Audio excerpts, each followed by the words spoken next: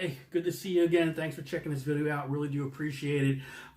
We are still in this middle of hunkering down in our home, self-isolation, quarantine, the whole thing. It is what it is. Hopefully we'll just get through this sooner rather than later, I hope.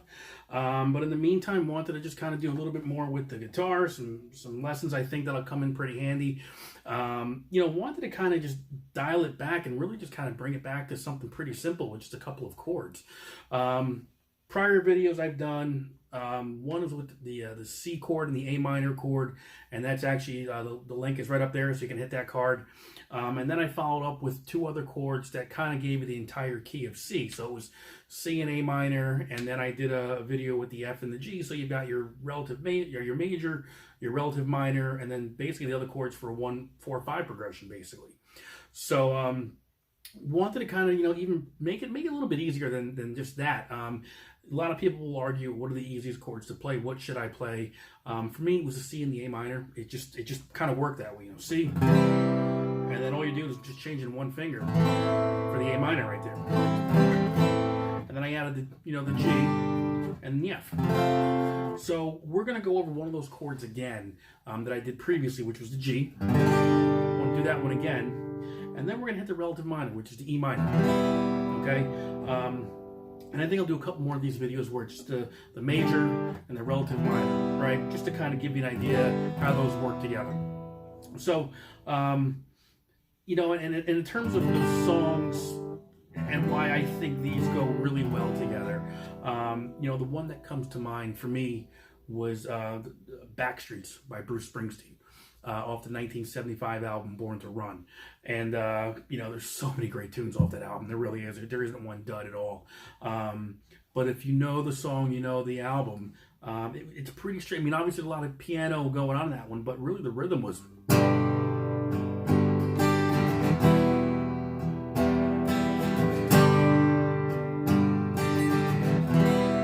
okay.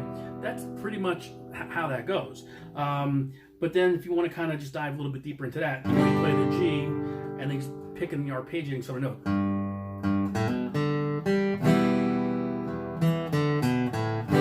So it's all coming from those shapes though, okay? So, I figure if we can kind of take a closer look at the G and the E minor, we'll kind of give you an idea just how to, put those two chords together. There's different ways you can do it. An easy way is just go from the E minor and move one finger to give you the G, just to try it. That works too. So we'll go over a couple ways here. You can take a look at that. But again, we're looking at the G and then the E minor. Okay, so let's get a closer look at that and see how you do. Okay, so let's take a closer look at these two chords, G chord and your E minor. And one is your major in the scale, or your pattern, or your chord progression, and this is your relative minor. Okay, so just if you're talking about intervals, this is your 1, okay, and this is your 6. Okay, so G, E minor. Let's work backwards though. I did the G already in one of my previous lessons. We'll come back to that one. Let's start off with the E minor though, okay? Just so you know off the bat, you're using all 6 strings in this one. Okay, all 6 strings are going to be used. 4 of them are open. The only 2 that aren't open is the 5th string on the 2nd fret and the 4th string on the 2nd fret. Okay? Everything else is open when you strum it. So it's your low E, which is open, your A string, your 5th string on the 2nd fret, your D string, which is the 4th string on the 2nd fret. Okay, and then you have your open G, open B, open E. That's really it. I mean, I know it's easy for me to say, well, that's easy, but this is certainly one of the easier chords that you can learn or should learn. Okay, there will be other chords, bar chords, all kinds of things. This kind of at least gets your fingers, a little limber in terms of learning where to go. It's easy for your mind to say, hey, play an E minor. But to get the fingers to do it, if you haven't done it before, it's going to take some practice. So what you want to make sure that you do is that you want to make sure that you're using just the tips of your fingers, okay? You don't want to use this parts of your finger, because if you do that, you're actually going to be muting on the string. So it's all about your fingertips, okay? just like that. And practice strumming. Anything you want to strum. You go the 4/4 count. 1, 2, 3, 4, 1, and so on, okay? Or you just practice picking.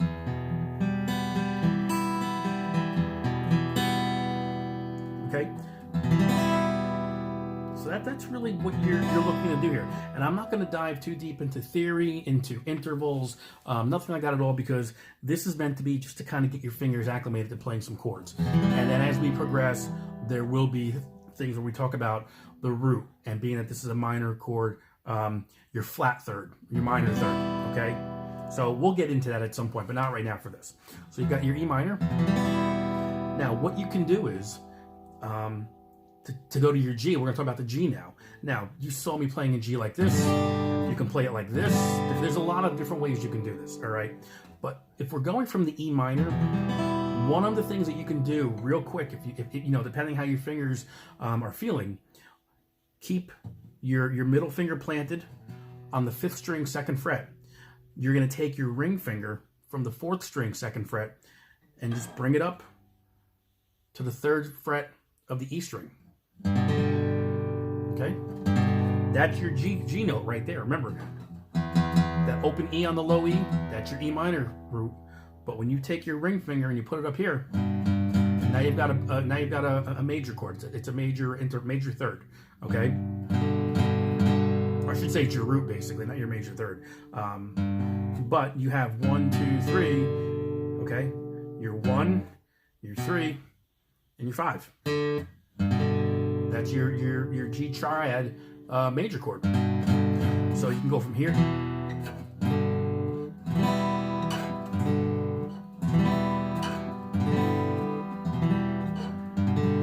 Good exercise just to kind of go back and forth. Okay. Now, as far as the other way you can fret the G chord is that you're going to be using, again, all the strings. So the way, this particular way we can do it, I'm going to try to make it as easy as possible. You're going to be using your middle. So it's going to be basically, you're going to be the G, which is the 3rd fret E string, 2nd fret A string. Your next 2 strings are open. Your D and your G are open. And then we're going to have our ring finger on the 3 for the B string, and then your pinky on the E string for the 3rd. Okay, so all together, that's how it's going to look. You can see that, okay? So again, what we're going to do is you're going to go middle finger to the 3rd fret of E, pointer finger to the 2nd fret of the A. Your next 2 are open. And then you're going to go 3rd fret for both the B and the E string. So you can kind of see that. I'm just going to try to give you some different angles here so you can kind of see how that works out, okay? Believe it or not, this is a fairly simple chord to pull off once you get the hang of it. It's just a matter of your fingers learning to do something that maybe they haven't done before in terms of moving around. This is another version of the G. You know, we'll learn that down the road. I'm just kind of adding some different flavors to it. But again, there's your G, and there's your E. And as I mentioned before, the one song that really pops into my mind just from playing so many times is Backstreets by Bruce Springsteen off the Born to Run album. And it's the G.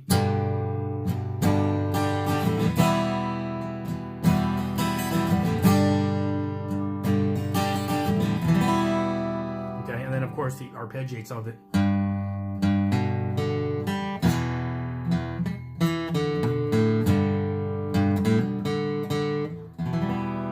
So you'll get the hang of that over time. I'm not expecting you to try that at all, but again, your E minor,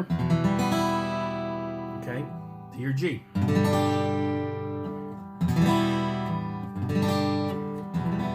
just really finger exercises going back and forth, okay? Easy for me to say, hey, these are easy chords, but these are what we call open chords, cowboy chords. These are the basic chords for you to start learning. So as I mentioned earlier on, and I'll put it up here again one more time, my link to the C and the A minor video, even the other one for the F and the G, and then you've got these you can add to it, okay? And and then we'll go over more, 2 chords at a time. I don't want to really kind of overdo it, but we'll do A, F sharp minor, we'll do D, B minor, all these other things, your major and your relative minor notes and chords, just so you can start seeing how it plays out on the fretboard. But again, for this one, E minor and G. All right? And there you have it. So good thing about this, it's a video. You can rewind it. You can go back as many times as you need to. There's comments below. You certainly leave some comments so I can try to answer some of your questions. If this helped you out, please like, subscribe to the channel. You know, all of your, things that you contribute just helps me out as well, to let me know that I'm doing a good job here and trying to, make sure I'm giving you the best knowledge that I can possibly share. So, happy strumming, and, hopefully we'll see you real soon, and reach out with any questions, okay?